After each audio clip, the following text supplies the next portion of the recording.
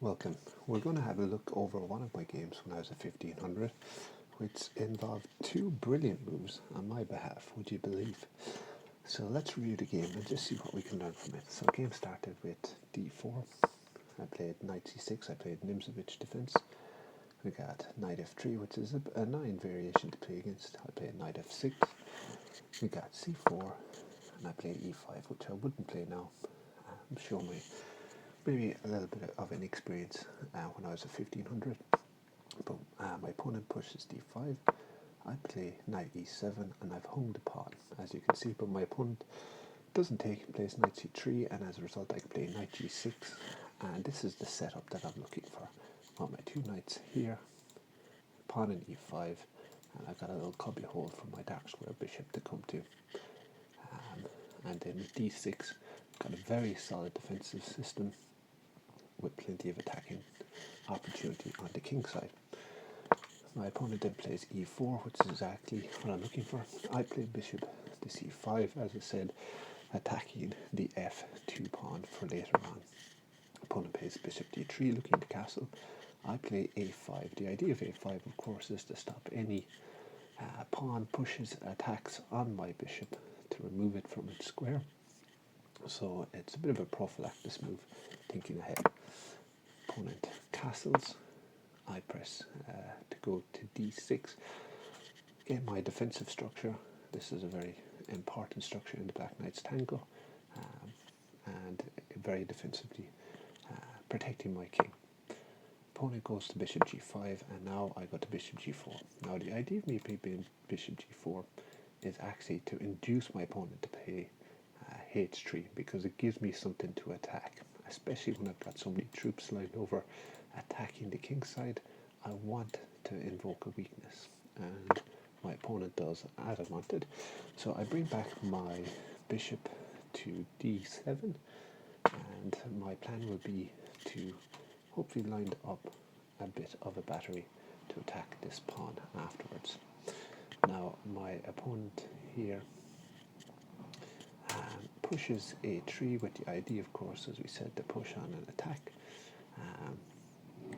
And of course I can take, rook takes, and then I've got the pawn here, which I can take at the end of it. Now if my bishop is not here, at the end of that variation, if I take, rook takes, queen takes, I take the pawn, well then I can lose my bishop because of the check here. But because now this is defended, I don't have anything to worry about, and I can get on with my main plan, which is queen to c2, lining up this battery on the h3 pawn.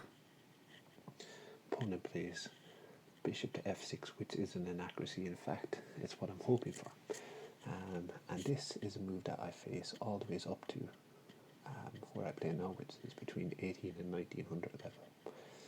And here I can take the pawn, and as you can see, we've got our bishop attacking here, we've got a battery attacking here, we've got our knight jumping in, and we've got a chance to bring our rook in as well.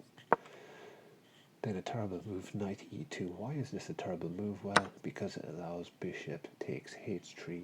Brilliant move, because if you take, you're allowing me to follow up with my queen. I've got a queen, a file here. I've also got my knight jumping. Very dangerous. Brilliant move.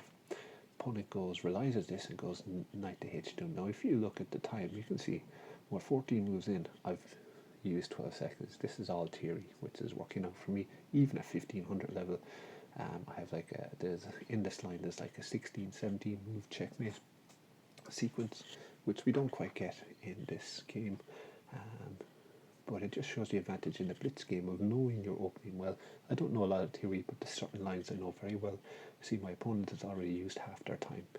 So even if this peters out into even, I've got such a big time advantage. But as we can see, it's +8 for me at the moment. And I play rook to g8. Brilliant move. Sacrificing my bishop in order. If they take, well then I've got a discovery. So my opponent's in all kinds of trouble here. They play knight to g3, blocking that up. But if you notice, one of the main reasons to have my bishop here is our king is pinned. So what does that mean? is this knight protected? Well, we're going to see. In fact, it isn't. I play knight to knight to f4, which is not the best move, but serves its purpose. Opponent takes g to h3, and I take rook to g3, taking the knight that was hanging because of the pin. Our king goes to h1, our opponent's king goes to h1. A little bit of an inexperience here. I take with the rook rather than with the queen, which is not the best move by far. Then queen to g4 is a mistake because it allows the game to simply finish with a pretty simple tactic. Do you see how you can win the queen here? That's right, rook to h2, check, allow me to pick up the queen, and base in 1 to come, no matter what happens. So, yeah, really enjoyable game. Even if the rook goes here, we've got mate here, so it doesn't really matter what happens. So yeah, even as 1500, I understood my opening pretty well. Made one or two little slip-ups, but if you look in the review, it says I played to an 89.9% rating level, performance level, so have to be happy with that. So it just shows you plenty of things you can learn, even from games from where 1500, that can help us to improve as we get a little bit better. So thanks for watching.